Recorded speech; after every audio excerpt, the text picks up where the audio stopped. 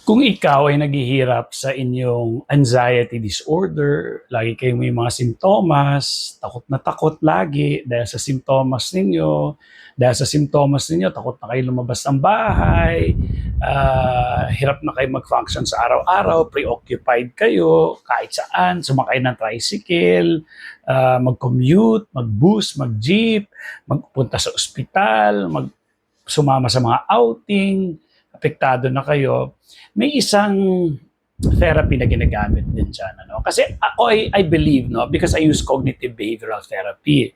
Yun yung aking certificate from CBT Australia. No? Ako po ay graduate din ng BS Psychology. So, ngayon, I believe na yung ACT o yung Acceptance Commitment Therapy, ito yung magbe-bridge, no? Hanggang sa ikaw ay maayos na, no? Mawawala na yung mga takot mo. So yung ACT o yung Acceptance Commitment Therapy is bridging, no, to your healing. So ano bang ideya ng ACT? Ang idea muna ng cognitive behavioral therapy is kadalasan kapag mali ang mga isip, may takot tayo at kapag may takot tayo, nag-manifest sa katawan natin yon. Yung kaya nga paborito kong example yung mangga pa lang to, hindi pa nakakatakot ha. 'Di ba pag nag-isip tayo ng mangga o nakakita tayo ng mangga na hindi ka naman kumakain, nakita mo lang katabi mo sa jeep o kung saan man, sarap na sarap sa mangga, nangangasim ka na, 'di ba? Hindi ka naman kumakain. Pero kahit nakikita mo lang o kahit nga imagination lang, imagine mo manggang hilaw, maasim, bagoong, mangangasim ka na at paglalaway. So, nagre-react na kagad yung katawan mo. Eh, paano pa kung mga negative thoughts, catastrophizing, o yung mga maling pag-iisip mo, yung mga maling kinakatakutan mo, halimbawa, sa mga nararamdaman mo sa katawan, no? So, matatakot ka talaga. So, buong araw talagang andyan yung nervyos, andyan yung muscle tension, andyan yung hirap sa paghinga, pagkabog ng dibdib, racing thoughts. So, ang style naman ng acceptance commitment therapy, ang style niya ganito. Una, may acceptance na kumbaga, kapag may sipon ka, hindi ka miserable, tanggap mo na may sipon ka kasi alam mong gagaling ka. So, tanggap mo na may sipon ka. Alam mo na gagaling ka doon. Kaya hindi ka ninervyos doon, hindi ka natatakot kasi alam mong gagaling ka. So, yun yung acceptance. Ngayon, dapat ganun din sa anxiety. Yung mga nararamdaman mo na yan, may acceptance yan. Pero ang hirap tanggapin, di ba?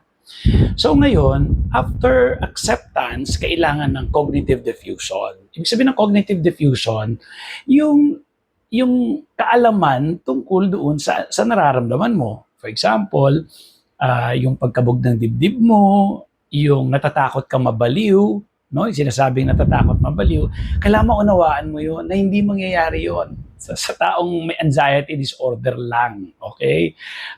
So kailangan maintindihan niya, ano ba ibig sabihin ng baliw, di ba? So minsan, mali yung alam niyo doon, no? So maayos yun, kahit yung sinasabi niyong baliw, hindi talagang baliw na baliw. Alam niyo yun? Pero hindi dito sa video na yun. Kaya ko ipaliwanag yun. Pwede tayong mag-usap, by the way, no? Kung gusto niyo ako makausap pala, ito, nandito lang yung contact, no? Kontakin niyo ako. Mahal po ang CBT, pero dahil tulong ito, kayo magpipresyo. Kapag fair sa akin, kasi minsan mas mahal pa yung milk tea. Hindi naman makatarungan sa akin yan. Okay? So, kaya kilo ng baboy. Mas mahal pa yung kilo ng baboy sa akin. So, anyways, so kung gusto niyo akong makausap, kayo magsasabi. Meron naman akong instant response dun sa aking FB Messenger, no? So, pwede kayong mag-respond doon. Okay? Kung gusto naman ng libre, manood na lang ng mga videos na ito. Ganun talaga, okay? So, ito, mga to, tulong ko na ito. Itong mapagawa ko ng videos na nagkakalat ako ng kaalaman. Okay? Kung hindi kaya, yan, panoorin ng videos. Pero kung kaya naman at generous ka rin, gusto mo rin tumulong sa kapwa, then tulungan kita. Masarap tulungan yung mga taong gusto ring tumulong. Pero kunyari gusto niya siya lang yung tutulungan, hindi siya maglalabas, good luck sa'yo. Okay?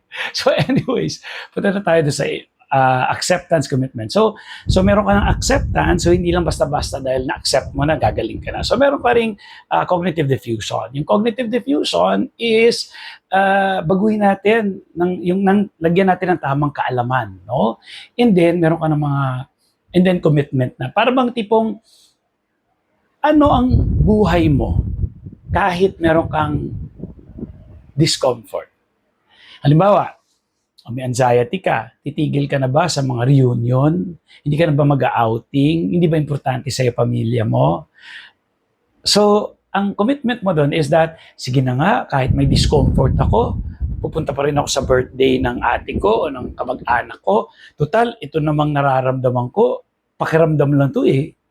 Dahil sa naintindihan ko na siya, naunawaan ko siya, natural lang pala na reaction to sa takot eh. Kaya ako nagkaganito, pero hindi naman talaga ako mamamatay. O di sige, kahit may nararamdaman ako, itutuloy ko pa rin yung buhay ko kahit may discomfort ako. So, diyan mag-uumpisa yan hanggang sa masanay ka ng masanay hanggang sa nawawala na yung takot. Kasi napatunayan mo na sa utak mo, nagpunta nga ako sa birthday ng ate ko, kahit grabe nervous ko, wala rin naman nangyari sa akin masama.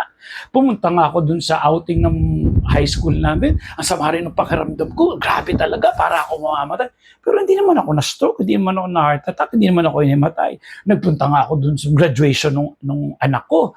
Grabe, ang init-init doon. Ninervyos talaga ako, mamamatay. Pero siyempre, mas importante yung anak ko sa akin kaysa sa akin na ipakiramdam lang na pinaglolo ko lang ako. So, you see, ganun yung bridging. Kumbaga, pansamantala, ganun ka muna. Kasi eventually, marirealize mo, nagpunta na ako sa kung saan, grabe nervous ko, pero wala naman nangyayari sa akin. Hanggang sa tumatak na sa utak mo na, bibuild mo na yung confidence mo, kaya ko na yan. Wala mo nangyayari. So hindi mo napapansinin 'yon dahil napatunayan mo na. Okay, so ang ganda, no? Ang simple pero very powerful. Pwede tayo mag-usap. Ipon ka kung wala. Wala pa. So, yun, no? And by the way, dapat diagnose talaga tayo ng doctor. Or kung hindi kayo diagnose, gagawin ko kayo kung ano mga gagawin. Bye!